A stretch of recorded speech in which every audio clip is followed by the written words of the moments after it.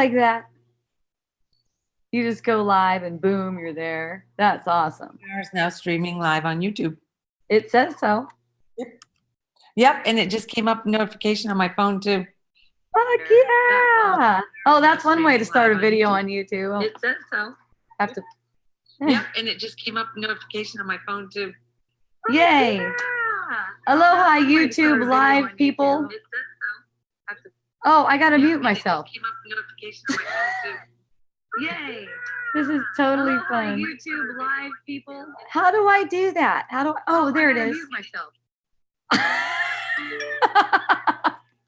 What fun this is.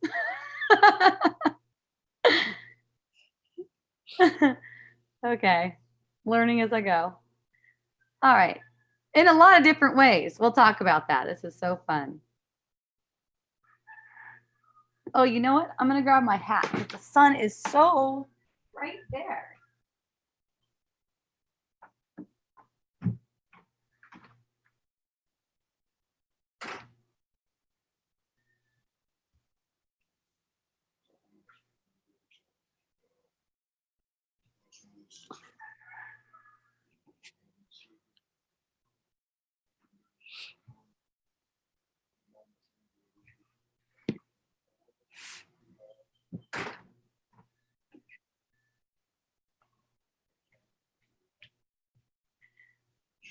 Hooray, everyone.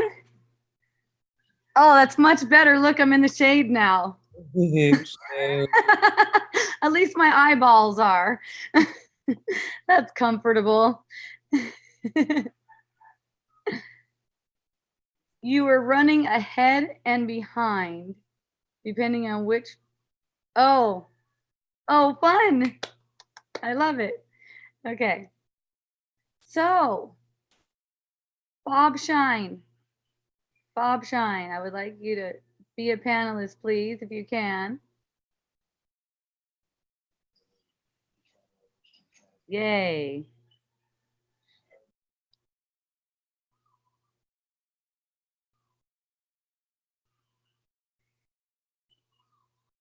For the people who see this live on YouTube, I'm about ready to start. Haven't started yet. I'm waiting for Bob to get on as a, what is he? Panelist. There he is.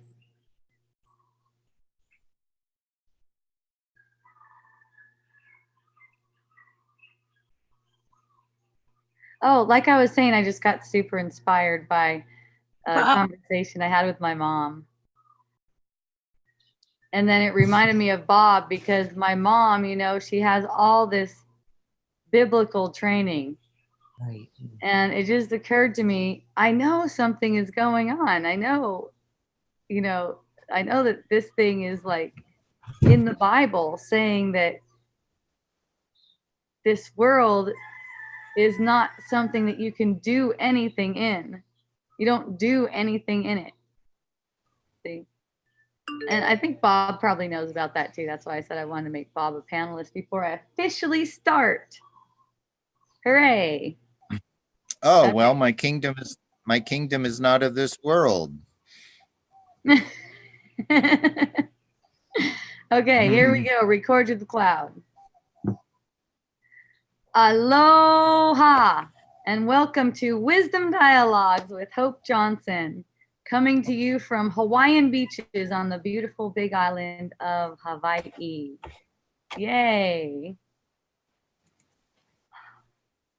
Probably noticed my voice is a little bit raspy today. That's really fun. Why, what's happened? Well, it seems that my voice would be raspy because I've been partying all weekend and even on Monday. Like I just slowed down like Monday after Wisdom Dialogues. There was a festival in town and it's called Manifest. It's a festival for women and the theme is kind of like bringing down the goddess. You know, it's like a goddessy energy. Pele. There's a goddess tent. I got to play the harp. I played the harp for like 3 hours there. and dancing and lots of tea. I really got my money's worth on the tea thing. You would pay $5 and then you get a wristband and you can have all the tea you want. And he's All different kinds of really good teas too.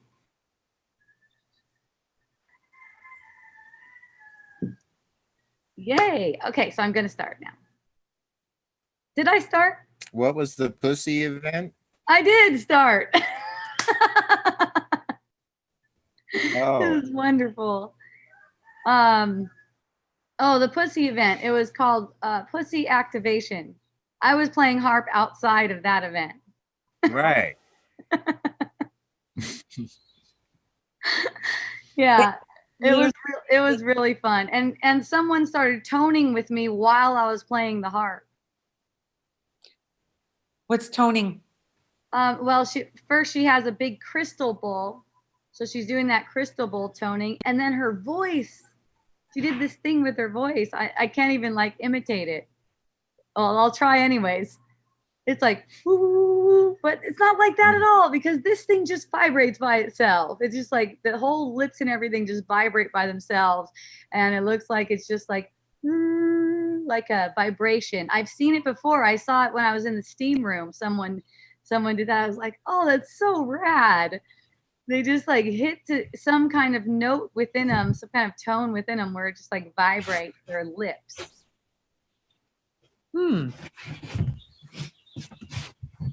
I think it's rad. Anyways, it was really fabulous. It was really fabulous. And lots of meeting, lots of people. Like I said, drinking lots of tea. Having vegetarian food. Which is not really normal for me.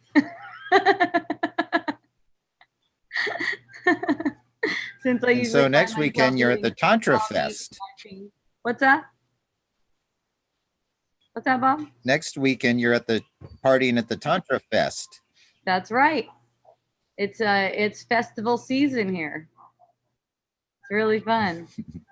And Wisdom Dialoguers get to come in for free to see Oh you. yeah, that's right. That's this next Monday. I won't be in Wawa.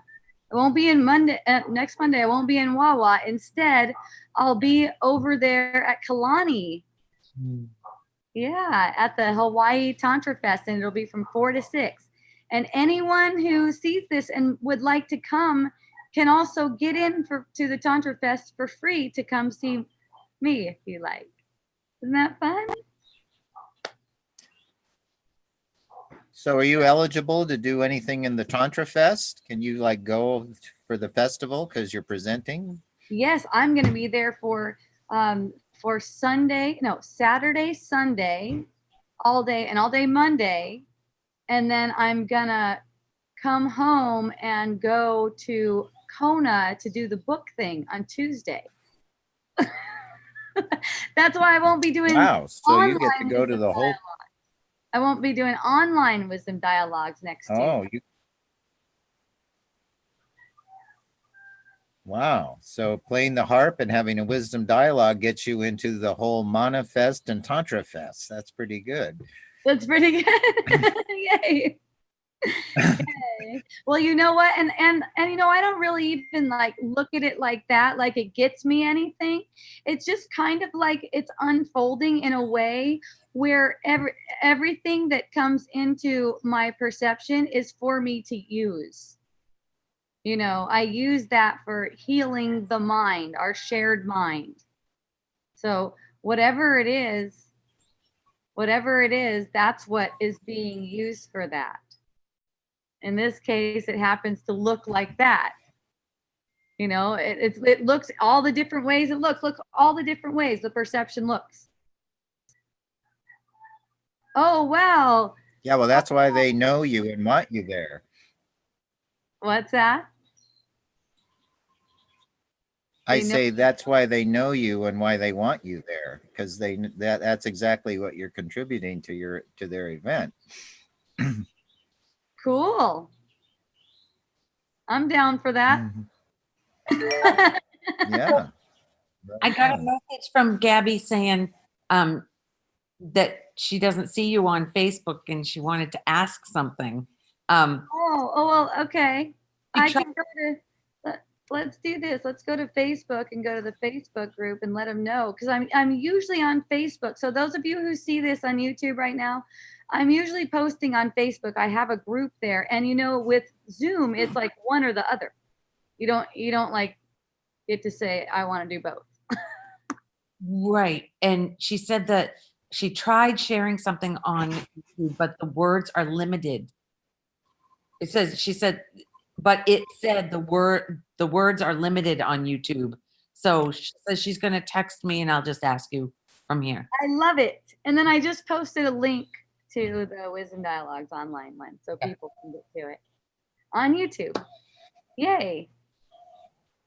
So this was the thing that was just coming up, Bob, where I really felt inspired about this being true, like for all religions. And if you look at across all religions, like if you look at the Bible, for instance, it says, of yourself you can do nothing. That's one of the things that it says. And my mom was telling me some other stuff too. I didn't write it down or anything, but it's like you go back to nothing. No one is capable of doing anything. Just like that one right there. Just go back to no one is capable of doing anything. And so that's why your forgiveness is always justified. See? But it's not really your forgiveness. It is and it isn't, let's say.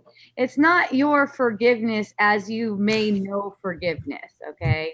As like the brain interpretation kind of mind forgiveness, It's a different kind of forgiveness. It's a forgiveness that comes with the wisdom of, allowing for being willing to be shown that no one is capable of doing anything, no matter what else is being perceived. The ego is very arrogant in it, that this person is capable of doing something, and look how it upsets you. See? And when you're willing to see that the underlying belief really isn't true, then it gets revealed to you. When you're just, you don't have to understand it or know it, just be a little bit willing to see that no one is capable of doing anything. See? And then all of your upset, it gets melted away. It's like a deep breath. See? And you being, that proves that you can't be a victim of anybody's whatever seems to be happening. Yes, it's that. And it's also no one's getting themselves into trouble. Nothing's wrong. See, it's like everyone, my mom called me today, and this is where that came up, or I called her, but she told me about my brother, how he's devastated because he just went back to jail. He's been running from the law. He's gotten beat up in front of his children, which, just a few months before that, he told me, I am not going to let my children see me get arrested. Well, he got beat up and arrested, and it's like this big fear energy of what's wrong, and I noticed that it comes as an energy. If there's nothing really happening, there's no one going to jail, in reality, it's an energy, and the ego will take this in a smart ass way, like, oh, you're saying nothing happened, like nothing matters and stuff like that. Well, in a way, yeah. And then also it's your curriculum, and that's why it matters. It's your freaking curriculum. So it's like whatever it is that arises for you, you get the perception of, oh my goodness, my son's going to jail and he's so devastated and he's had all this, that, this stuff happen like this. And just to allow the feeling to wash over you, to allow, use it for that. Use it for that. See, nothing's really happening. When she said it to me, I could sense like a sense of unrelaxation. It seemed to be in her. But see, this is the difference between projecting and taking responsibility. It seemed to be in her, but I know that she's in me. So it's my responsibility. See? So it's like all of it is. So when my mom is telling me about her son, see, and oh my goodness, he's so devastated and stuff like that. There's a feeling with that. It seems like it's in her, right? But since she's really in me, it's my responsibility. So, and it's really easy and fun. That's the best part of it. It's ridiculously easy and fun and connecting. So what did you say to her? Well, it's not really in the words. That's the first thing, is it's not in the words. It's actually underneath the words. Okay. Okay. So it's like whatever I say to her, it becomes to me completely unimportant. Just like whatever I say to you, it's to me, it's completely unimportant, because what I'm sharing with you is beneath the words. Right. See? Right. But it's not even important at all. There's a pause when somebody's telling you something terrible. Yeah. And like, not that you're supposed to say something, but that's what it feels like in the moment. Like this whole Kobe Bryant thing, how everybody's saying how terrible it is. I mean, I don't know him, and it does. I mean, his daughter, all of that. Nothing happened. What's that? Nothing happened. Yeah, that's for you to know, and then as you allow that to be your felt experience, you automatically share. So you don't have to decide what to say. Right. Yeah. You don't, there's no decision in what to say. Yeah. But is there, when the feeling is a sadness, what do you do with it? It's the same as anything. I mean, that's why, you generalize all of the feelings. They're no difference. They're all for the same thing. So they're all received. They all get received with the same kind of willingness. Only the amount of willingness starts to change. You just become more and more willing. But the feelings, it's like your brain is like making an interpretation and telling you how you feel. It's making an interpretation of this energy. Sadness is juiciness. It's just on the surface, it's sadness. I'll give you an example. When I was getting ready to play the harp at the Pussy activation this weekend, and I was walking up and down the line of beautiful wahine, one of them was crying, just like, and her whole body was shaking, just like standing there crying in line, and I just like walked up to her and I hugged her and we held each other super close. And I could feel that there was this resistance going on with the crying. And then there was, and then I could just feel that it's in my field of information. I'm receiving that information. I allow that to feel, and allowing a deep breath and the body's energy field to open. That's it. And then I just held her for a little bit. And then after a while, I found myself starting to rub her back, kind of like in a motion like that. And then I found myself saying, "It's okay." And then we both we stayed together like that, kind of like glued together until she was laughing with me. Wow. And then we just had a little brief conversation, you know, where she said, you know, I just don't feel like I belong here, you know, like I don't feel like I'm like these women in this line, you know, and I don't feel like I belong here. And I go, well, you know, that's not a personal thought. That's pretty much everyone gets that thought. Mhm. You know, it doesn't mean like, you know, you're somehow special for getting that thought.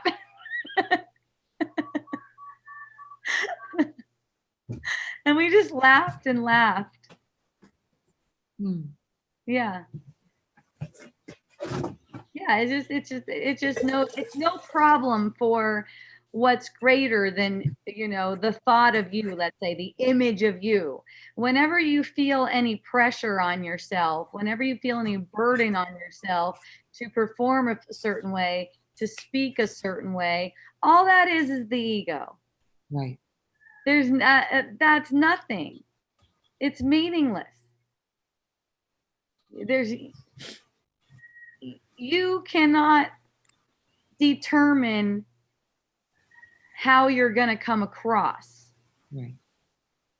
You only determine, you choose how you're going to receive it. Are you going to receive it as a lesson, as a blessing? It's all for you. It's for you. It's not for them. They are you. It is for them, but not in that way. It's for them by extension through you. It's like you need them and they need you in equal way. You need them and they need you, because when you get that, teaching and learning are exactly the same. You see how you're being served. When they're exactly the same to you, teaching and learning are exactly the same. That means you're getting a gift. You have the perception of your son being devastated, going to jail. That's a gift. It's not like it's a reflection on you as a person or as a spiritually evolved or anything like that. It's meaningless in that respect. It's for awakening your mind. It's a gift for you. It's a teaching for you. And you know, and you're doing the teaching and you're also doing the learning. And if they also receive that, and they will, that's a thing about extending. That's how when it goes by extension like that, none of it's lost. None of your words are lost on people, because the extending love, that's where you don't have a burden on yourself to perform. See? You don't have a burden on yourself to perform. That's extending love. And in extending love like that, it's always received. You might not see an immediate reflection back to you on the surface, but the outcome is certain. When that person in that, you know, that person, let's say this, what is a better way to say person so you can understand what I'm saying with this? When that thought progression, let's say, that thought progression has gone far enough that a choice is made, all those gifts are received. When a choice is made for truth, all those gifts are there, ready, waiting for them to receive them. Anything shared in love. Everything shared in love. How do you know if it's shared in love? You're receiving it. You're the one receiving it. You're the one that's learning. And in turn, that's teaching. Same. You're the one that's teaching, and in turn, that's learning. It's your teaching to yourself. Everything that you think is true about yourself, that's what you're teaching and that's what you're learning. So if you think you need to get some advice on how to choose your words, what about in this situation? Then what do I say? And there's no problem with that. No problem with that. That's a playing out. That's on the surface. Just as long as ultimately there's absolutely no burden on yourself. I can give you an example that's coming to mind right now. I think a lot of you know that I play the harp. I've been playing the harp for like 4 years, since 2016. And it's always been like, oh, it just sounds good to me. I love the vibration, and I love it. So I've been taking lessons, and I learn all kinds of songs and stuff. And then I was asked to attend Monifest as a harpist. And I just said, okay, sure. And then on my harp lesson, I asked my teacher, I go, okay, I've just been booked for about it was booked for 2.5 hours. I ended up playing 3 hours, but booked for 2.5 hours of harping. I don't have a repertoire that's that long. And she said, oh, you're totally okay. Just move your fingers on the harp. so, it's fun because I see that I'm watching, I'm asking the harp teacher, and I'm still acknowledging there's no burden on myself to do anything. I was just led to say yes. I didn't think about how much repertoire I have, and with my small harp, now that my big one's in the shop, I have less of a repertoire too. So I could have totally gotten out of it by just saying, I only have my small harp. But it just came out. So I was committed to doing it, but then not totally committed to doing it either, because I said, I love my friend Leia's music, and she's such a good musician. What if I just give that spot to Leia? I bet everyone would enjoy that way more. And so I called I text my friend Leia and go, hey Leia, would you like that spot? Or I called her. I don't know. I don't know. It doesn't matter. Would you like that spot where I'll be playing the harp?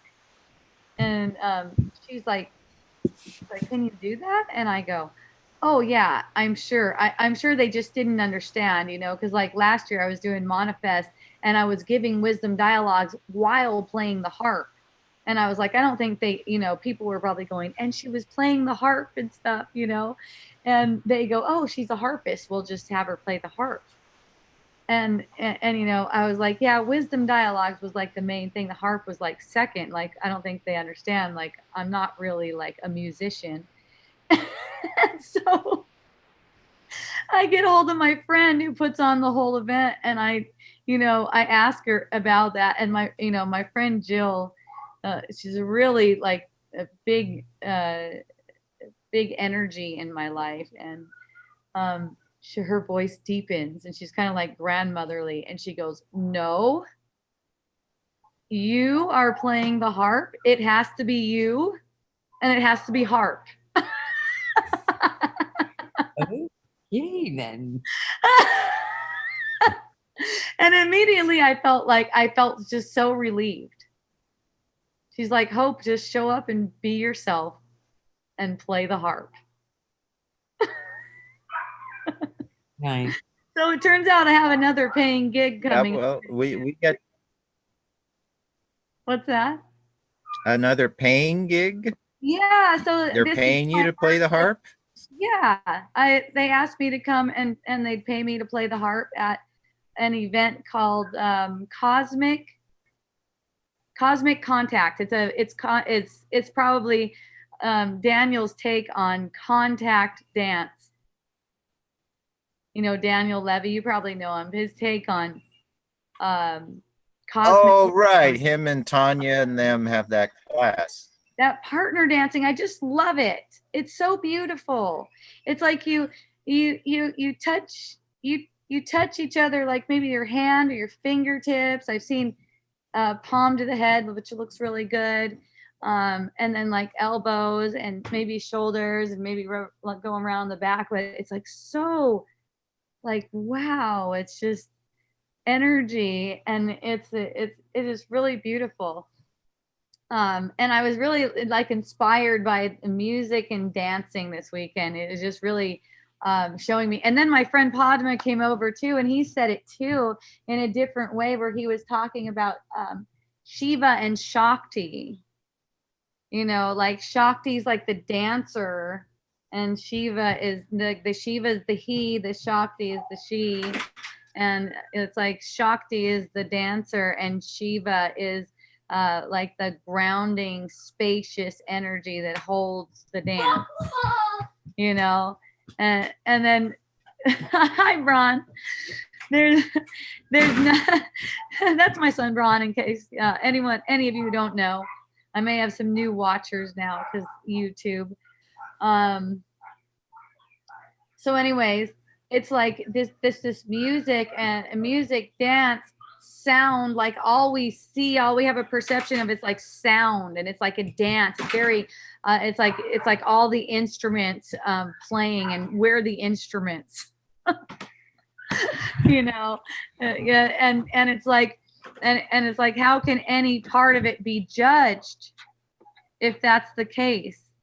You know, it just makes it so that forgiveness is always, you know, it's another thing pointing to how forgiveness is always justified, because forgiveness, you know, of your own judgment of it, like how this dance is coming together when all the instruments are playing simultaneously.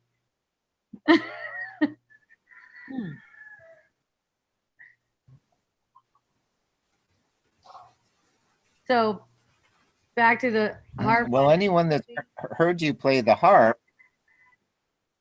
What's that? Go ahead, I Bob. said anyone that hears you play the harp is completely, anyone that's heard you play the harp is completely enchanted.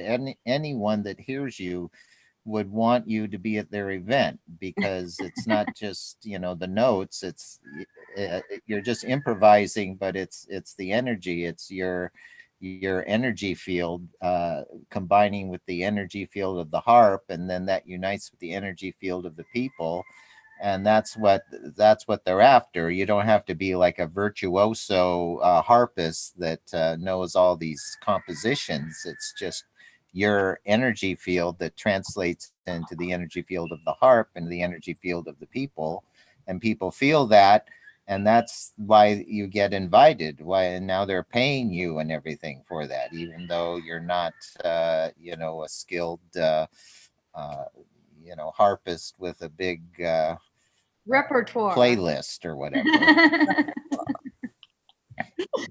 Repertoire. Yeah. How come you're sideways, Bob? How come you're looking? Because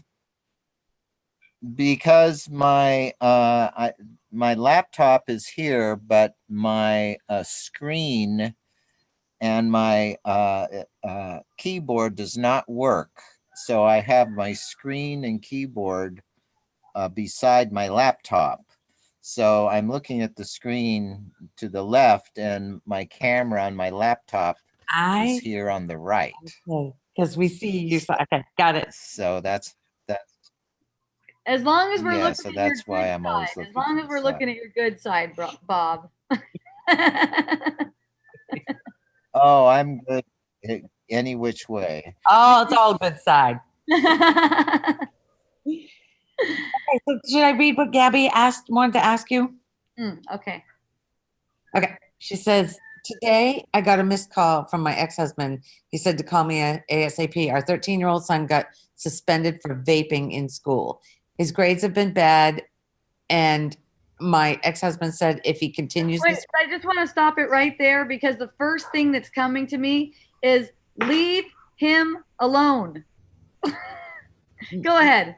Leave her son alone? Yes. Okay. Yeah. Okay. He's going to switch him. If it continues, he's going to switch schools and take him from me because I'm not disciplining him. Ask him what he wants. Ask the son what he wants? Yes. Ask Right. him what he wants. Right. That's just what's coming up right now. Yeah. I noticed the Ask wave him what of he wants. Leave him alone. Ask him what he wants. ask him what he wants. Okay. And then she says, I noticed the wave of fear and let myself feel it.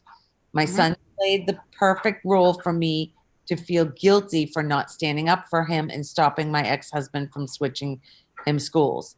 Today, Wow. my son even said to me, my dad is playing his role, but if you're not playing your, but you are not playing yours, Uh-huh. it's not fair. I went to the school and the principal spoke to both of us that he will be suspended for 3 days. By the way, the vape pen of marijuana he took was my mom's. So guilt came up about him stealing it from my mom, his grandma. I Uh-huh. had to sign a paper for my son to switch schools. Yeah. My ex-husband had him pack all of his things and took him. He will be staying with his dad and going to a different school, and he can come visit me. The biggest guilt was around the fact that I see as I let go of the old programming of being responsible for my son. She's letting go of the old programming. I'm being responsible of being responsible. The voices get louder and tell me I need to take control back. And if only I would have been open to Hope's concepts and I would have not awakened to this, he would still be here. It's all my fault and now he's gone. How Almost as if he died or something. It feels very heavy and painful to think I could have done something to stop this from happening, but my spirit feels that I get to trust that he's supposed to go to his dad's house. My question is, my son going with his dad, is it because he still sees himself as guilty, so he needs a parent to punish him? And since a new parenting, since a new Forget about that. Don't analyze him. Don't yeah, even analyze him. No, just forget about that. It's for you. It's a gift for you. it's a gift for her. Okay. It's a Uh, gift for you. He's giving you a gift. Your husband, all this is coming together as one thing, one general thing to prove to you that you need to go back to being a victim. Okay? If you won't accept if you won't accept that, this will be a really deep healing. You don't have to accept that. And all it takes to not accept that is just a little bit of willingness. And I know you're on it. You're awesome. You're totally on it. Everything will rise. If people are going, hey, you're not playing your role and stuff like that, let yourself to relax, because whatever roles you need to play, they're going to come through you allowing yourself to relax. This doesn't mean do not do things. This is very different. This means you're not capable of doing anything. It's very, very different. It's not some advice to tell you don't do things. It's knowing that you're not capable of doing things. You're having a deep breath within your body's energy field that's allowing whatever to you do to be like that music, that extension of love. See? Whatever it is, wherever you find yourself, and you got it, you totally got it by feeling through all of these feelings, feeling through this guilty feeling, letting it just come up and kind of like wash over you, kind of opening your body's energy field to this feeling, because the only way you're relating is through this kind of, it's like a sound vibration. No one's going to anyone's house. No one's going to anyone's house. This is an interpretation. But that doesn't mean that you shouldn't do something. That has nothing to do with it. That's surface play. Let the doing play out. See? And here's an example that goes back to the harping. You know, when I arrived at the Pussy Activation Temple and I was going to play out there, and I was like, hey, I don't see a spot for me. I don't see a spot for me here to set up. And it's like, oh, and I realized complete unattachment to whether I play or not. It didn't look like there was really a spot for me to play. I even got in line. Someone let me come in line, and I went into the actual event and got saged by someone so I could talk to someone and ask them where should I set up. And she said, I don't know. And I said, oh, okay. And I was just like, totally like, well, maybe I won't be playing, and that's really how it is. It's like, it's like allowing whatever it is to play out the way it plays out without your adding attachment or resistance to it. See, just allowing it to play out as it does. Now, you can look at how you feel now as opposed to how you felt before, and notice the difference. Do you want to? Does that sound good to you to go back to being? You're never going to be the same after this. You're never going to be the same after. You're never going to be the same after it. Do you want to go back to that? Do you want to go back to being responsible for your actions? Because, even though it's not possible for you to be responsible for your actions, or it's not possible for you to do anything, your mind is so powerful that it's very possible to make the illusion that you're capable of doing it, and for you to believe it completely and feel like it's true. And the feeling that feels like it's true is a guilty feeling. That's what draws you back in. Just ask yourself, does that sound good to me? Do I feel like going back to I'm responsible for my actions? It's up to me to do it of my own might and will. Take a guilty feeling and say, okay, this guilty feeling is justified because I should be doing this differently. And then take it upon yourself to try to manipulate the perception of your body like it's really doing it like that.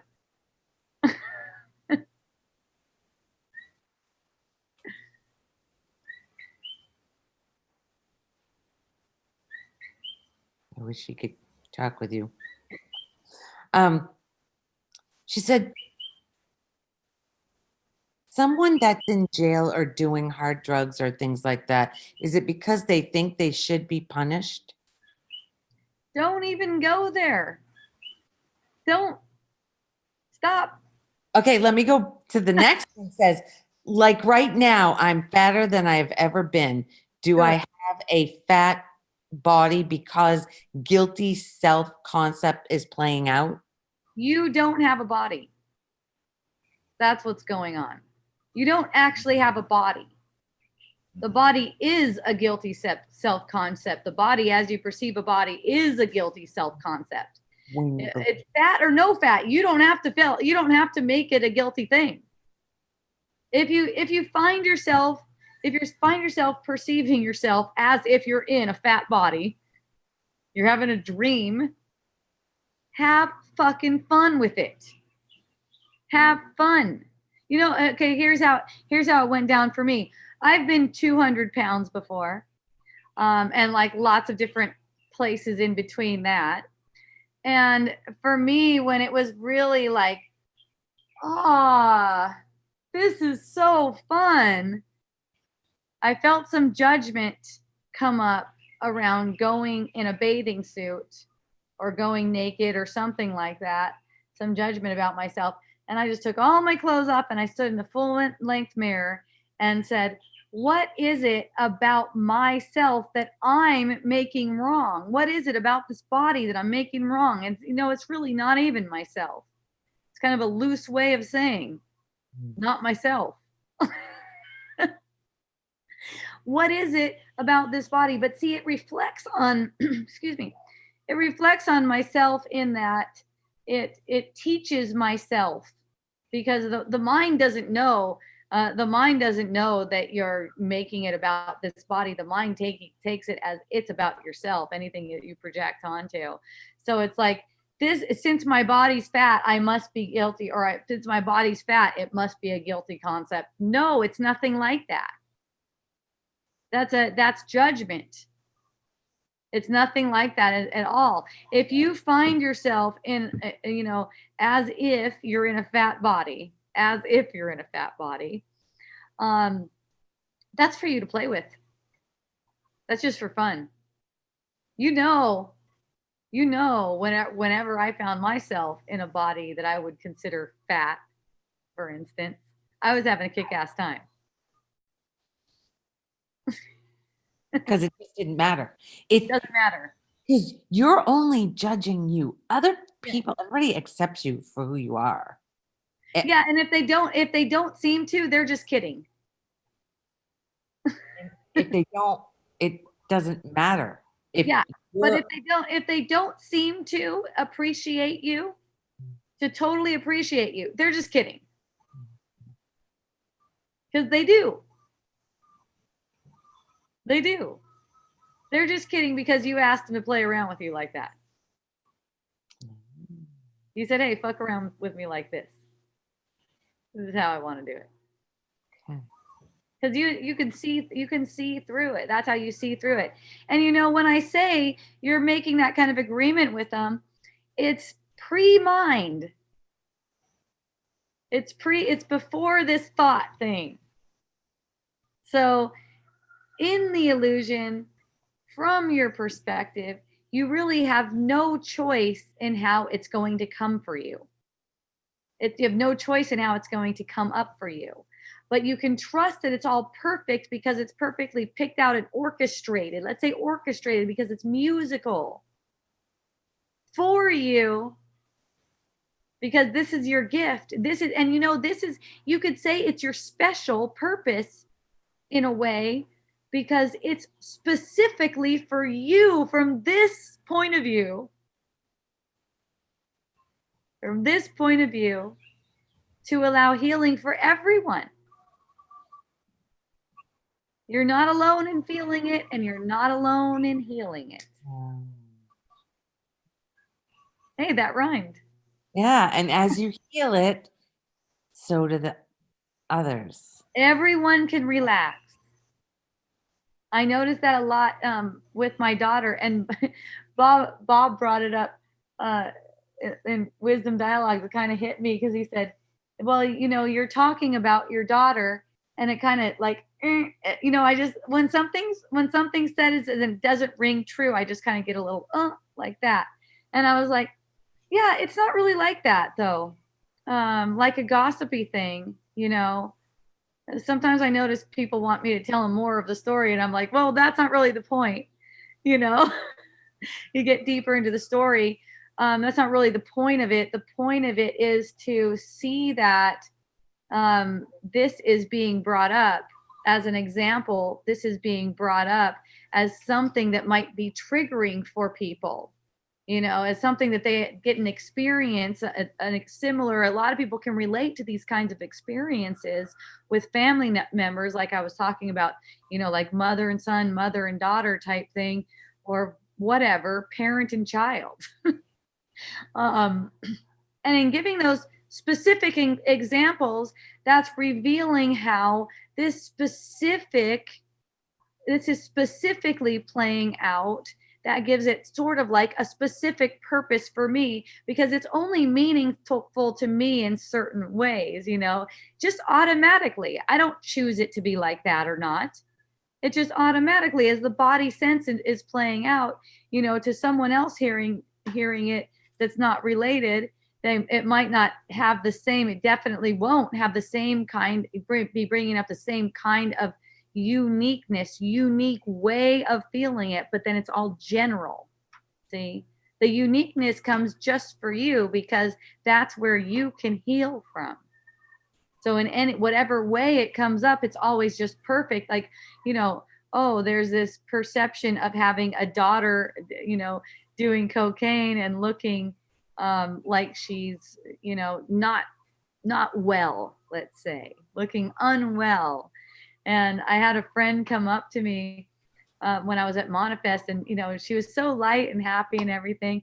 And then all of a sudden she goes, "Oh," and her face just got so sad. Her face just got so sad, and she said, "Is Achaia okay?" Like that. And I go, "Yeah, she's totally good. She's totally fine. I promise." And she goes, "Oh, because I saw her and she just didn't look, and she was just like, and hands to the face like that and everything." And I just go, "It's okay. She's only kidding. She's really only kidding." Everyone is joy. Achaia is only joy. Know her as you know her, as joy. Know her as you know herself, because know yourself. And then that's really how it is. It's like, you know, you perceive them as you perceive yourself. So if you're getting a perception and saying, hey, look at me, look at me, look at me, I'm really bad, I'm really bad, you can't see joy in me. And it's like, can I have another interpretation? Yes, you can. You can see joy in all of it, because that's what's really there. The way we're seeing people is a misperception. Someone committed suicide. They're kidding. They're just kidding. The body that appears to you, the body that occurs to you, is an energetic expression. The past playing out. Past thoughts playing out. And the root of that past thought is that you separated yourself from reality. You separated yourself from the ease and comfort of being a creation, like a royal creator of reality, not your own reality in this world that you perceive is only for bringing back the vision of reality that you haven't really lost it, but you're blocking it. And that's why you see a world of separation.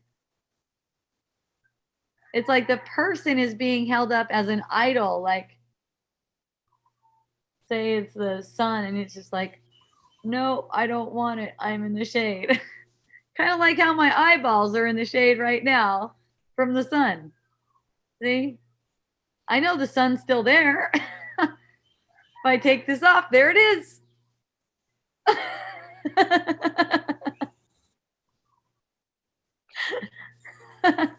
So you're making the analogy that when we take off the body, we're still there. It's there. We're there. What you're perceiving of the body, like say you're having a perception of someone who's not well. Right. It's like this. It's like the sun is their well. The shade is they're not well. Hey, they're well. Yep. You could say use this kind of symbolism just for now, for play, if it appeals to you. Like this. Let's say the sun is the truth. The sun is the truth, and you block yourself from the light of the sun. You're not seeing the truth. You're seeing darkness. I'm not saying it's bad to be in the shade. I got my eyes in the shade right now. It's awesome. I can't see the sun with my eyeballs, but I know it's there. Right? Right. So with my body's eyes, I'm not seeing anything. With my body's interpretation, I'm not making anything out that's real. So if I see a person who seems to be on drugs and having a hard time and suffering and stuff like that, they are kidding. They're like that, they're like, hey, will you wear this hat and fuck around with me? And you just go, no, thanks. I want to see you how you are. Bright and perfect and wise and truthful. Uh-huh.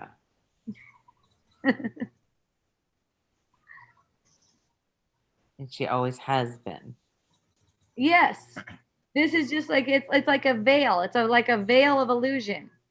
If I choose to believe in the veil of illusion, that's what I'm believing that about myself. As the mind takes it, I'm only believing that about myself. So I ask for another interpretation. I've heard it called spiritual bypassing, and that's really fun. I'm like, oh, thank you. And no problem. If you need to see it as spiritual bypassing, that's okay. But it's a sense like,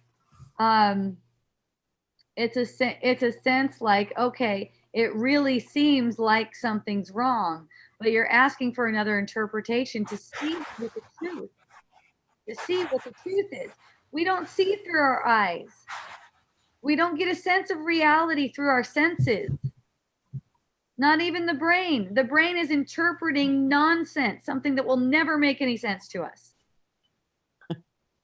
All there is love. That's an interpretation. It's a modification on who she is. Which, if I believe in that modification, then I believe that I'm also modified. I believe that I've been modified, and that's what I'm teaching myself, and that's what I'm making into my life. See? And it's like people and things and circumstances are deliberately put into the field to bring up a particular reaction in you. Mm. It's wonderful. When it all is used for healing, it's just wonderful, whatever it is. Mm. Like, oh, thank you. It so doesn't matter on the surface about how it's playing out.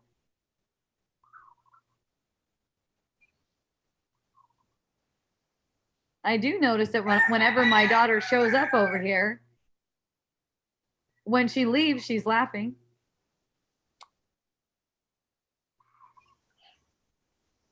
Unless she goes and talks to someone else before she leaves and gets into a different mode. But when she leaves my presence, let's say, she's laughing.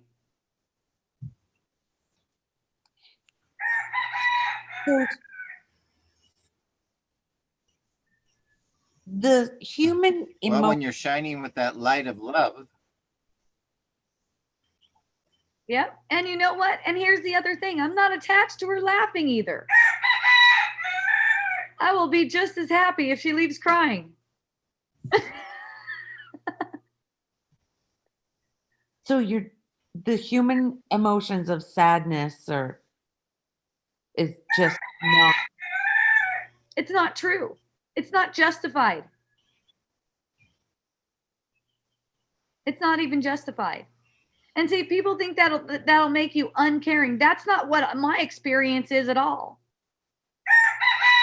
I find myself very caring and connected with people and able to hold a person who's sad.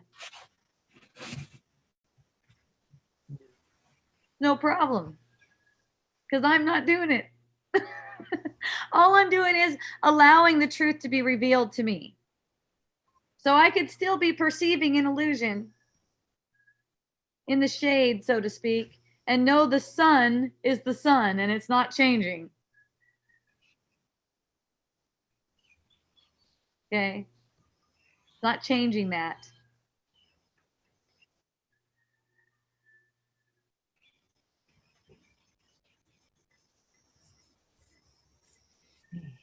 Yeah, well, when you're shining the light of love, then you see problems are just an absence of light. It's like you say, it's in the shadow. And what's a shadow? It's nothing. There's nothing there. It's just an absence of light. So that's why you don't give any meaning or power to it or any reality. It's because it's a nothing and it's unreal. It's not even unreal. It's just zero, nothing, the shadow, absence of light.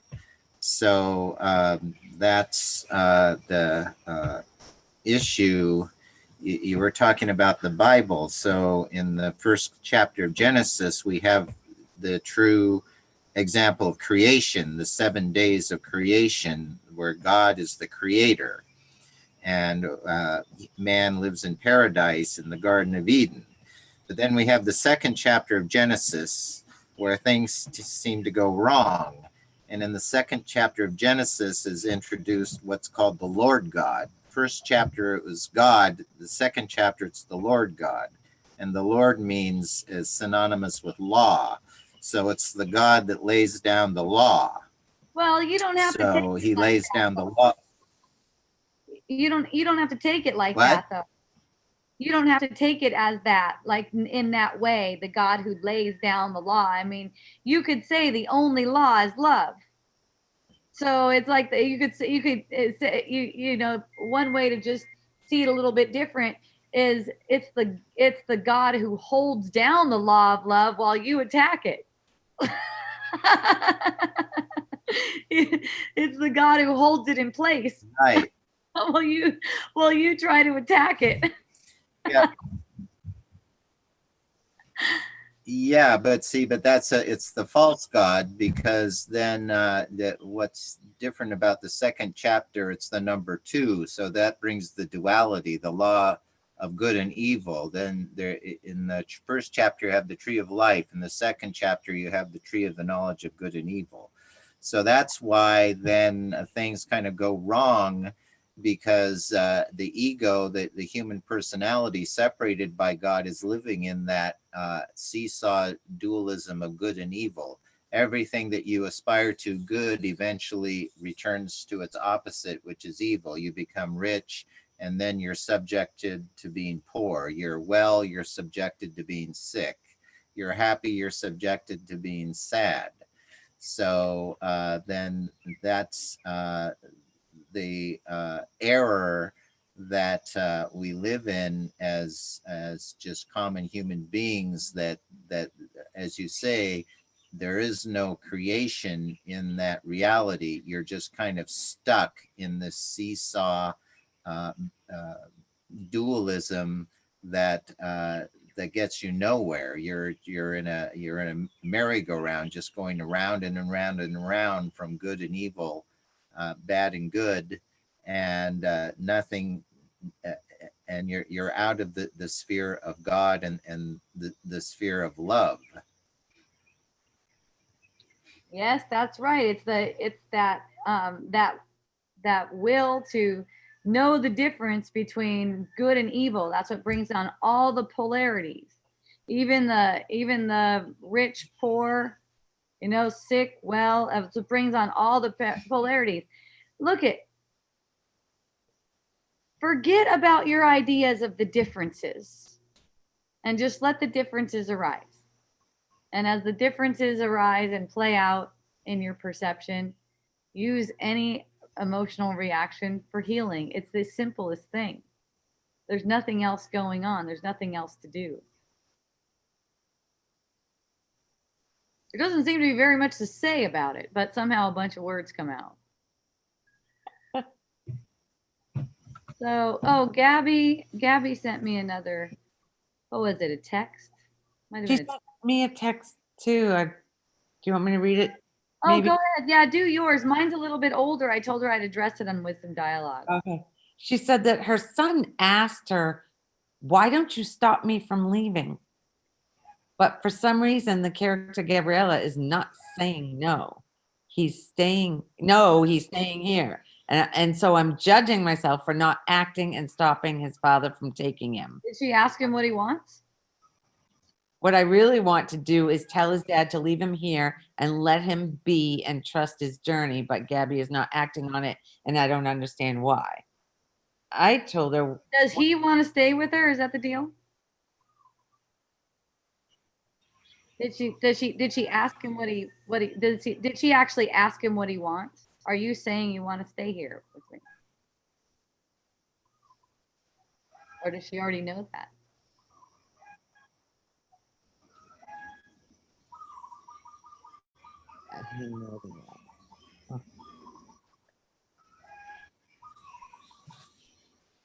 um, What's the problem? She can't get on the webinar? he can't YouTube. Well, it didn't go on Facebook, and YouTube won't let anybody type anything on it. Yeah, she can go on Zoom. Can't she? I don't know why she doesn't. Doesn't she have an email, a computer? She can get on Zoom. Yeah, What's Oh, stopping good. her from getting on Zoom? she's coming. She's gonna be talking. My son wants to stay. Oh, okay. Did you ask him? Oh, okay. No. Okay. So he wants to stay. Oh. Uh-huh. So she knows he wants to stay, but she's not being led to do anything about it. Right. Yeah. Yeah. So it's just like, if you don't find yourself doing anything about it, if you're just following your guidance, but it's not like, look, here's the thing, Gabby. I see people get caught up in and misunderstanding this, is that I shouldn't do anything. That's the same as being a doer. Okay. I don't think she's doing the I shouldn't do anything. he's not being led to do it, but the mind is coming in and saying, I should be. Why am I not doing this? She's beating Good, herself good, good. That's perfect. I just like to make that clear for people who are listening. That's perfect, Gabby. So it's like you're getting this should in your mind. It's just like, thank you for letting me know. The same thing to your son. Thank you for letting me know. You know, it's just like that kind of energy. It's that kind of energy. It's like an appreciation for what it is. Okay, I have all of the information. Thank you. Thank you. To your own thought process. Wow. Yes. Okay. Okay, thank you for that information, because as the thought process of, hey, you're guilty for not, you should be more of this kind of thought process, as you're getting that kind of, it's kind of like a hammering of this information, and it seems like you keep on getting pulled off center, you know, it's trying to get you to identify as someone who should. It's kind of like the voice of a it's like a demon voice. Anything that says should, watch that, pay attention to it. Anything that says should, you know. And it's like with your son, you can just embrace his feeling. I know, honey, I know this is hard. I'm not like really giving you words, but an energy, you know, an energy here. It's like, I know, baby, it's okay. It's like that kind of energy, instead of explaining, justifying, anything like that.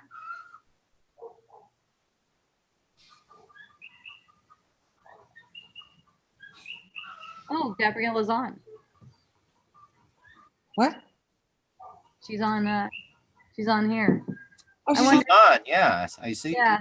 Yay. Ah, yay, yay, yay. Yay. Yours. Yay, okay. I think I unmuted her. Yeah, I unmuted you. Perfect. So you can talk if you want. Hello, can you hear me? Oh, yes. Would you like to come on camera as well?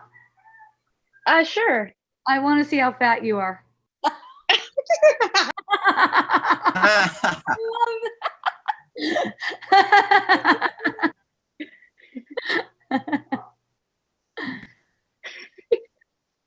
Can you see me? Almost. You're going to come into focus any moment. Am I too fat for you to see? Your mom was so fat. You ever play some of those jokes? They're pretty funny. Yeah. Okay, I'm going to ask you to start your video. I think that might help you. The host has asked you to start your video. Okay. Cool. Hello. Hey, oh my God. Look how much her hair's grown out. Thank you for joining. Oh my Hair's growing. So I'm not sure how long oh, thank you for having me. I'm not sure how long my 4-year-old is gonna let me talk, but I just want to hurry and Oh talk my to you goodness, can I see him? before he comes and starts asking Oh, me. that's Isabella. That's a baby. That's a, Sure. But then he's not gonna let me ask my questions. oh, okay, go ahead. Go ahead. I thought you were with This him. I is didn't realize. Hope. Hi, baby. Oh, okay. This is my 1-year-old. I'll be right back, okay? So yeah, I wanted to stop him from leaving. I feel like he's not doing anything wrong. I trust his journey. I get to just be unconditional love for him. But the co-parent is like, no, we need to discipline him. I am not having this. I am taking him. Okay. And so I had this like anxiety of like, I need to stop this. And so I called him and I said, look, could you just trust that his journey is perfect? Like he's going to be okay. And he's like, no, Gabby, I'm not where you're at. I don't believe that this is right. I'm taking him. And so I felt like if I continued, I would just be resisting life.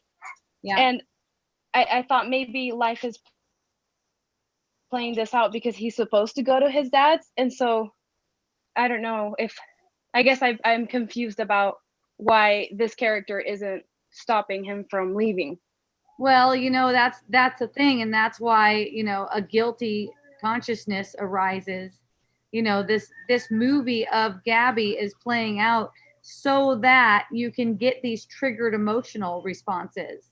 You know, the underlying thought is that you separated yourself from reality. Okay? So it's triggering all of these things that you perceive and this, this sadness that you perceive, that you're not going after a solution and stuff like that, that is all just for an energetic play. None of it is really happening. And your boy, he's just kidding. He's just kidding when he says that kind of stuff to you. You can let your heart be happy and peaceful. You rest in the peace that you are within your boy telling you those things. Oh, that feels good. You'll see. The outcome is it's certain. You cannot avoid the outcome. The outcome is the outcome. Okay. And whatever goes on in the life, it's just because that's it's kind of like, think of yourself as a dolphin diving into this, like a happy, playful dolphin diving into this wave. Okay. It's like, yay, because only you are qualified to allow this healing, this particular circumstance right here.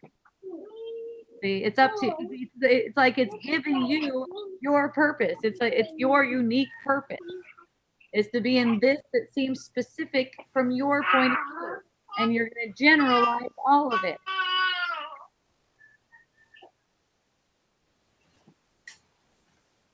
You're on it. Ah, beautiful. Thank you so much. Yeah.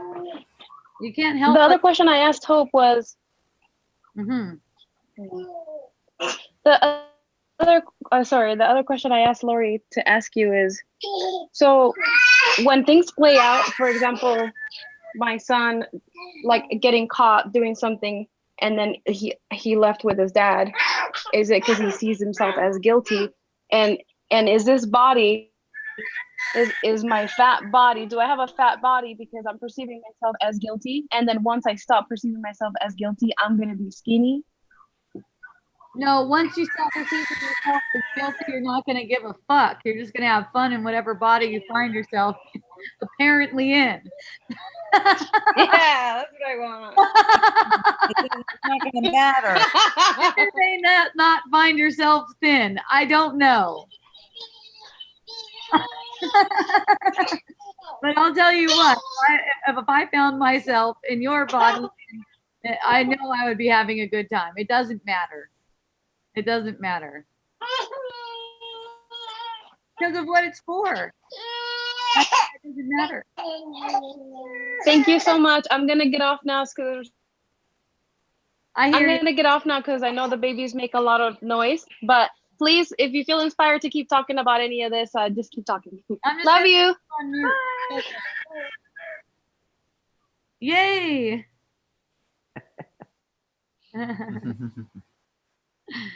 That was fun. Jeff Foster wrote a thing today that just got me into a tailspin. I watched the mind just going into, oh my gosh, the spiritual bypassing thing. Yeah. Mm-hmm. And it's so funny that you brought that up because I actually had all of those thoughts before you started today. That's perfect. Wow. Oh, right? Yes, I love how that works out. Absolute truth is toxic if it does not walk hand in hand with fierce human truth. Teachers who speak of spiritual awakening as some kind of final state of total invulnerability, some resting place where we become immune to grief and pain, untouched by human suffering or wounding, the illusion of human feeling and trauma transcended at last, and the separate self finally reduced to ashes, are misguided at best, manipulative at worst. Yeah, it's all the same. It's just said different ways. You know, it's all out. Whatever you find yourself coming across, any kind of text or anything like that you find yourself coming across, it's all just for you. So you watch the little flips. Yeah. You know, it's like, don't look at the words, look past the words. Watch little flips in the mind. It's all the same. It did make this mind flip to like, Tell me about it. What is it like for you? it What was like, I I'm not supposed to be sad for anybody else because there's not really anything happening. So and so didn't just die at 41 years old that Peter knows, and I, you know, not that you're not supposed to be sad for anyone. Well- That's a different way of seeing it, you know. And I- that might be where the confusion is. You know, is that you're supposed to feel a certain way. It's like you don't feel anything actually. But the feelings that occur to you, they're your responsibility. And that's what he means by the humanness. Those feelings are your responsibility. It's like you're touched by them, but not moved by them, let's say.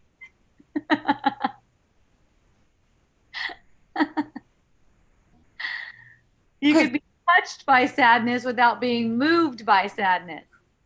Do you see? I think I do. This guy that Peter used to work with died. You. Oh, Where is that coming? Mommy, let's play. What? Play. Okay. Okay, You. so Yay. he died at 41 years old. Just boom, heart attack, gone. Two girls, apparently. So see that right there, my mind goes into apparently two girls and a wife, and he's gone. He was there and he's gone. Well, So- you don't have to conceptualize it so much, because all those concepts, what they're for is for pointing you back to getting the feeling of it for you. So you get the gift. It's a gift for you. That's how you share. That's how you connect. That's how you express that, what people call humanness. You accept it as a gift for you.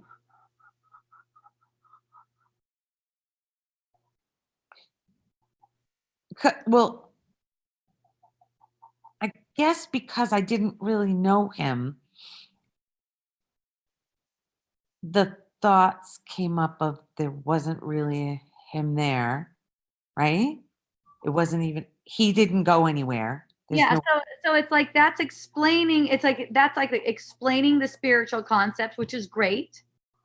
That's explaining the spiritual concepts. So since you have the explaining of the spiritual concepts right there, you know, it's like you're explaining away something to yourself, which you need, and it's good. It's good. And then there's also a feeling. That's the humanness. There's like this connection. Like you have a sense, and whoever's telling you, what's your sense of how are you finding out, for instance? how am I how are finding- How are you finding out the person passed away and all that? through Peter. Peter said, Okay, so he's the messenger. He's the messenger in this case. How do you feel that when he's presenting it to you? How does he feel to you? Let's say. well, he was like shocked Okay, because he so just, that's where your responsibility is. that's where my responsibility Yeah, is. he's in you. So the shock that you perceive in him, he's actually in you. It's actually yours. You take care of it. My shock. And yeah, I guess I was shocked too. I mean, yours to take care of, not yours as a person or personal. Your purpose. Your purpose. Not your problem.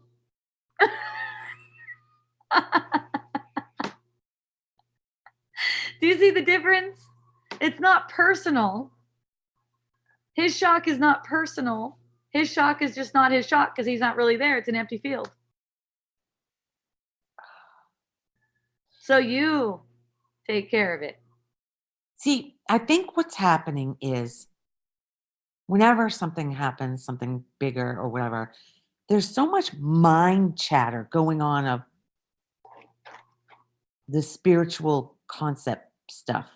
Mm-hmm. That's it.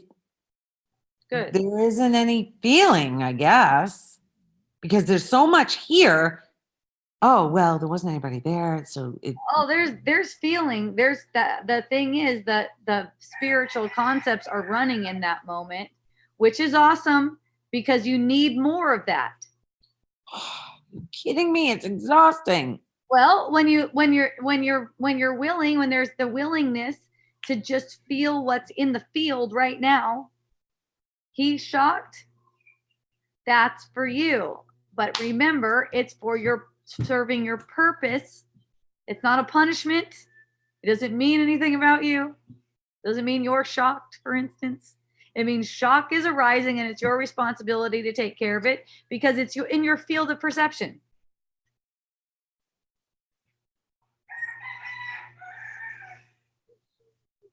So instead of pretending with spiritual concepts that you can't feel that, let yourself be touched by it, so to speak, by the shock. It can't hurt you. You have to feel it to heal it. So that sadness that did come for his little girls, as soon as I thought about the little girls, that felt, that was a sadness. Okay, good. Okay. Yep, that and that's for you right now. It appears to me, in my perception, that it's easier for you to see that than to see the shock that seems to be coming in another person. Yes. Yeah, that's all. That's all it is. So make it all one thing, generalize. That's what you mean by one thing. Yeah, make it all one thing.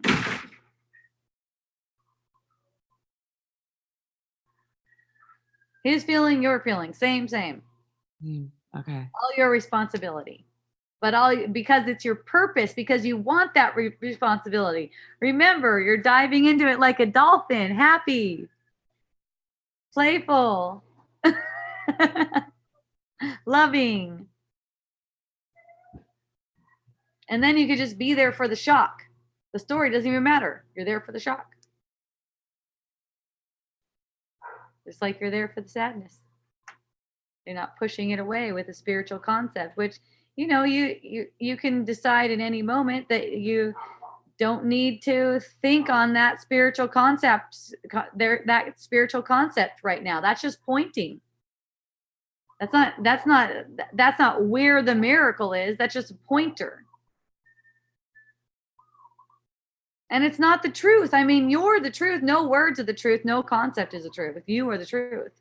So it's like you be the light right now. Always not the truth either. Okay.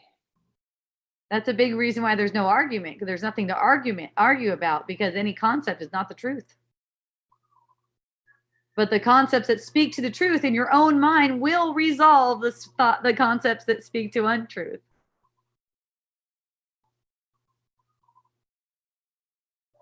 Wow. For a while, the concepts that speak to untruth, like you're separate, like there's a separate person coming up shocked and you know, just like showing up shocked. You know, a separate person showing up like that. It's like you're just making it as if you can just keep on using these spiritual concepts, and really it's like pushing that energy away. It's like pushing that energy away, and it might manifest in you as maybe the person feels pushed away, Yeah. like not held. Right. So you see how I gave I gave the story about how I was walking down the line and a girl was crying. It's like full body, crying, you know? And it's like just that feeling of holding someone is so powerful, and you don't have to physically hold them, but it could be anyone that's expressing an uncomfortable or painful feeling because they're expressing that in you. So you have the capability to hold them because of allowing what's really holding you to be known to you. And in allowing the truth, and allowing yourself to rest in the truth of who you are, you can be touched by all the human feelings, no problem. You're not afraid of them because they can't move you because you're rested in the truth.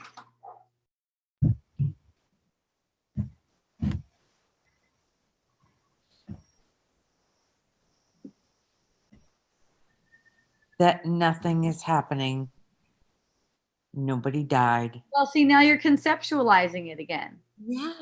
Yeah. Well, that's the truth though, right? Okay. Yeah. Okay. Yeah. You can say that it is in a way, but in a sense, it's also conceptual. So in order to integrate it into the experience, it takes something deeper than just the concepts. It's like you're opening to whatever the energy is that's making you repeat these concepts like this. See what I mean? Oh, yeah. You get the That's- sense, That's the spiritual bypassing. right. Get the sense of loss. Okay. Let yourself get the sense of loss. Okay. It's okay. You don't have to believe the thoughts that support it to get the sense of it. The spiritual concepts in that moment where that sense is up to be felt, that's spiritual bypassing. Okay. Okay? And there's nothing wrong with it. There's nothing wrong with it. And when you're ready to see through it, then it gets dropped. Right. Yeah, there's nothing to be guilty about. It's like, oh, there's spiritual bypassing, not I'm spiritual bypassing. Right. There's You're doing the best you can. right. And it's got to start with those concepts. Right. That's Yeah. And what you wrote today on Instagram was about something about it Trust that the going to seeds have unfold. been planted. Huh? Trust that the seeds have been planted. Yes. And it's going to unfold. There's no control over when it's going to. Yeah. That's right. But you can take rest in that. Yeah. So beyond the concept, and this reminds me of my mom too, who I was talking to earlier. You know, she's telling me the story of my brother and how he's devastated and going to jail again. And as she's saying it, I can sense the sense like as if something is wrong. See, as she's saying, I can sense the sense that something's wrong. So since I can sense the sense of something wrong, it's really fun for me. I just get to relax. I just relax with that sense. It's okay. It's a relaxation, not a resistance. I see. Thoughts will cause a resistance. The thoughts are, when the spiritual concepts are really easily hijacked by the ego, to just have them coming out like, hey, it's this, and then you can't feel it. See, you might use a spiritual concept to help to motivate you, might say, to go in. Mm. Okay, let's get this feeling right now. Mm. Wow. That's cool, actually. It's fun. It's really fun. You'll see how connected you get with your husband too. When you can embrace that sense of worry, concern, shock, you embrace it in your own body's energy field and watch how much it helps him. Him and me. Yeah, well, through you, because Really. you're relaxing, and he's in your perception, Right. but he's really you. You're perceiving him. You're perceiving him like he's just kidding again.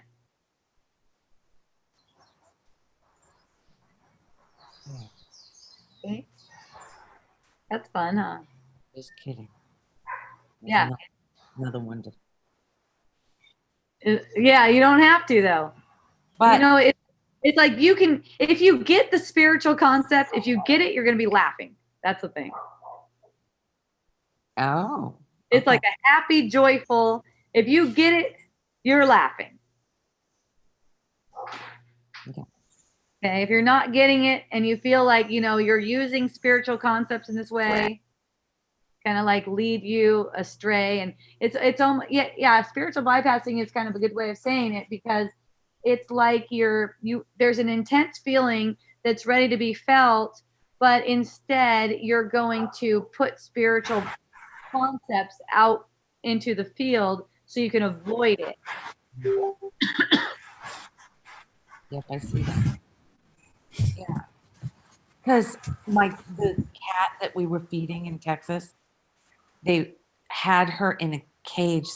They caught her, apparently, and she was petrified of everybody. And my first reaction when I saw her was like, oh, and then the thought came, oh, she must be so scared.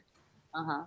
And then right there was automatic sadness and poor cat and poor. Yeah. It's what you want. It's good. Yeah, okay, so there was I could see the thoughts coming as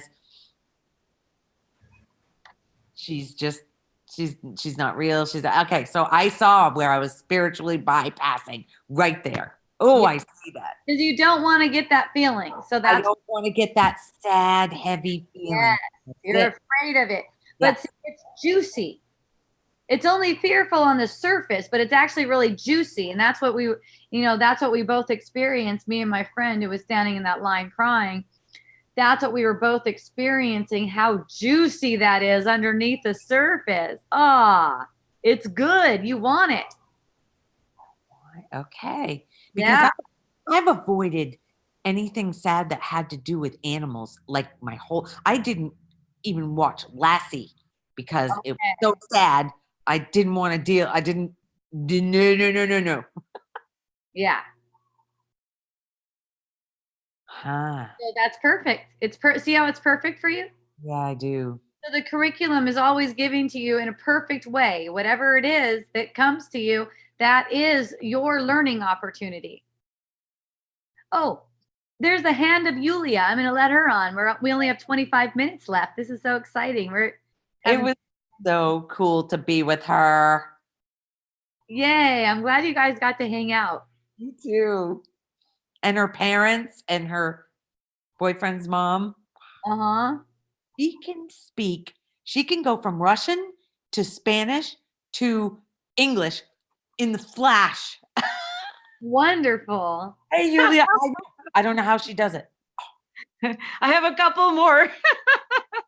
Yay, Yulia. This is awesome. Thank you. Yay, it's awesome to be with you guys. And it was awesome to see Lori too. And I love that. I felt such an affinity. I felt so easy to be with her. Oh, wonderful. She is. Amongst people are awesome to be with. Very easy. Oh, nice. Yep, that's the kind of broads we are, right, Lori? Uh-huh.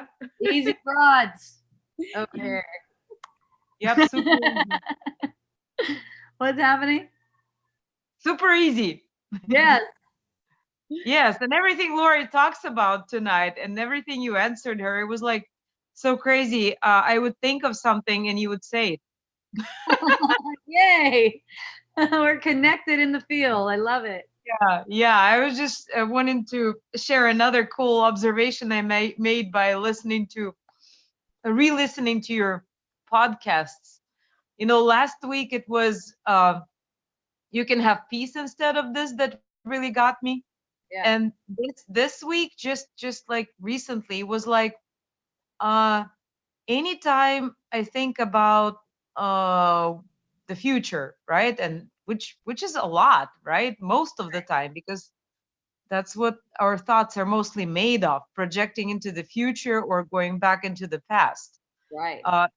There's always a thought of how there's going to be something in the future, a better future. Sometimes there's a fear that it's going to be worse, right? Uh-huh. Yeah. But I finally got that. Where you say about extending time. Yes.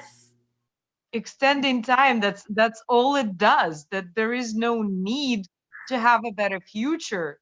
to be skinnier, to be prettier, to be happier, Yeah. to have more work, to be wealthier and whatnot, to have more peace, to be more spiritually advanced. Nothing, it's all about, like, why does that thought come, like, or in the thought, image, feeling. It's, thought is when you can say it, and but that's something more defined, right? Sometimes it's more of a feeling, like a feeling like, oh, I'm gonna have that in the future and it's gonna be good, right? Where does Yeah. that feeling come from? The thought is just to justify the feeling. Right. The feeling comes from discomfort, or something that arises in the moment, and that's what you said is the only thing to do, is to take care of the feelings that arise now. Yes, that's right. And that's why you shorten time, because you're not using the illusion to keep on projecting like you want a future. Because I do that a lot. I do that like most of the time. And it's either, oh, it's gonna be great, or, like, no, not in those words, but like you have this good feeling, like, oh, you have an image, or it's like, oh shit, it's not gonna get better because. Yeah, just thinking in those terms, and don't look at that as idle thought at all. It's projecting more illusions. It's not idle. It's very powerful to think like that. All of your thoughts are very powerful, and it'll just set out more time. It can seem to go on forever. Yeah. You don't want that. And the bypassing is a big thing too. You guys were just talking about this, and this was very, very precise too. And it's often exactly in those cases when somebody tells you something that makes you uncomfortable, like about the death. Yeah. And I find myself easily saying, oh yeah, that's horrible. Uh-huh. Yeah, I won't Saying even that. find I myself. don't mind saying that, because that's like, again, if I start analyzing what I say, or it'll turn into just building another aspect of my ego, like Yeah. the aspect of the ego that has to speak these particular spiritual things and not allow anything else. Yeah, and then also watch for this too, that you're teaching your mind. So whatever comes out of your mouth, you don't have a choice in that. You don't have a choice in that. But it's like, oh, interesting. I thought it was terrible. How funny. Right. Well, Did it's I more like, no, I don't think it's there was- terrible, but I feel like saying that it's terrible to the people I'm talking to. Okay, and what do you think motivates you to speak something that's actually not your truth? I know what exactly. I don't want to shock people, and don't want to tell them what I really think, because I Okay. don't think they'll get it. So that's identification with the doer. Yes. That's why For sure. that's why you can't speak your truth. It's identification as a doer. So you think that you have to do it a certain way, and that's why it comes out as a denial of truth. See, that's why it comes out as a denial of what's really true. That's why, and the reason is because you've identified as this one who doesn't want to shock people. Why? Who cares? Why? Would something, if you're an instrument, if you're a vessel of the divine, then what cares? That's the thing. It seems like you have to do it because you're afraid of their reaction. So it seems like you have to do it. And when you teach that to yourself, the way your mind takes it is that it's about you. Like you are responsible for your own life. And then it goes all the way across the board. It like makes you feel responsible, makes the perception that you in fact are responsible about how the words come out of your mouth. And I'm a doer. Yeah. It's like feel it, just feel into that. Definitely don't analyze it. That's not what I'm saying at all. but feel into that, like what is motivating that, and be happy about it too, because it's in your willingness to just look at it that it begins to unravel and reveals itself. And you know what? It gets to be so much more fun for you. Mm-hmm. You won't even Yeah, I fucking guess see how fun it is being real. just notice the feeling and notice why I'm doing that. But I also don't want the pressure of like I must tell them what I really think. That's right. So you're familiar with the Buddha, and he talks about the middle path, right? Uh-huh. So the middle path is in releasing this identification as one who has to do either side, either way. It's in letting yourself to just be a vessel for the spirit. That voice that says, I don't want to be too much, for instance. I don't want to be too much. In a lot of different ways it manifests like that. That's that voice that's getting you hooked into trying to manipulate how you are. So then it's not so joyful for you. Right. As that middle path would just be like such a joyful expression. It might be shocking. Sometimes I find people being shocked, but looking at me shocked, but it's like, that's perfect. It's all for me. They're giving you that lesson. They're giving you that lesson to so that you can learn how to open up and speak your truth.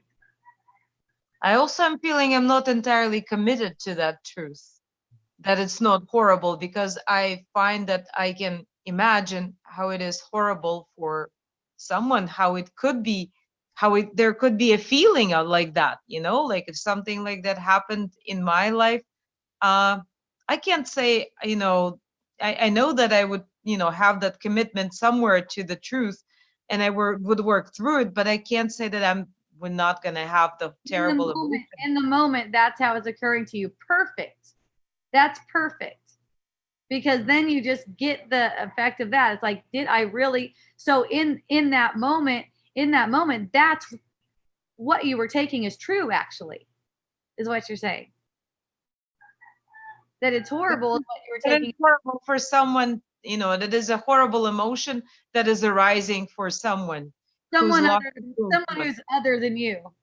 Right, in my perception, of course, right?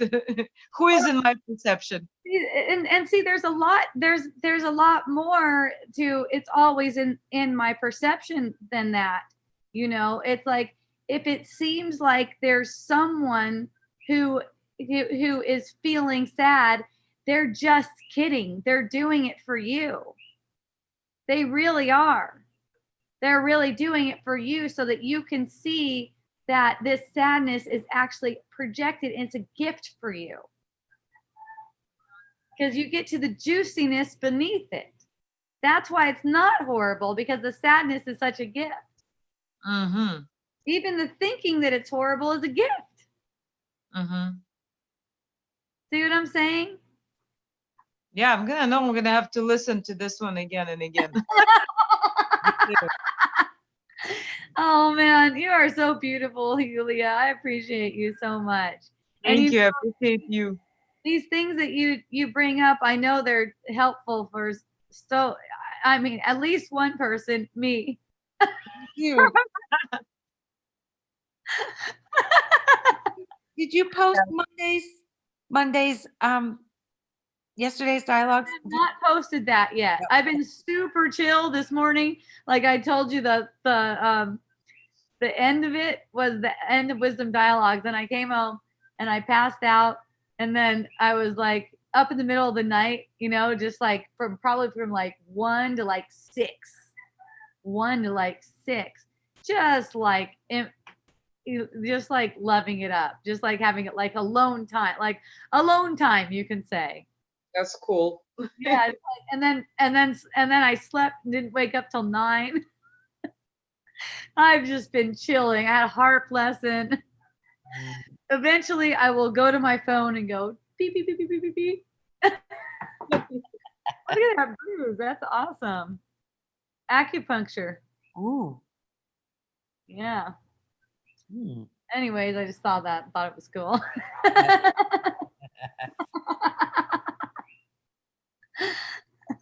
I'm not saying anyone who should do acupuncture, but it is fun. Okay, so I'm not going to be doing wisdom dialogues next week. I'll be in Kona. Come see me in Kona.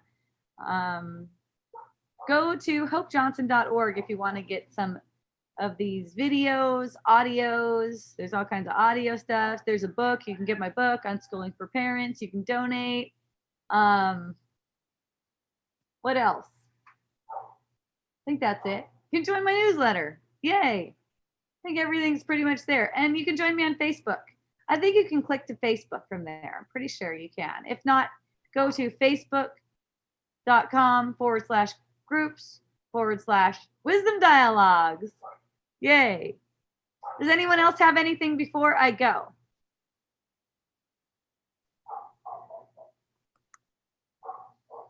All righty then. Thank you. Hooray. Thank you, Hope. Thank right. you, Lori, Bob, I'll see everyone. God, everyone. See Bye, everyone Julia. in a couple weeks. Get some podcasts. Good night. Okay. I Thank you. love you. Love you too. Aloha and a hui ho.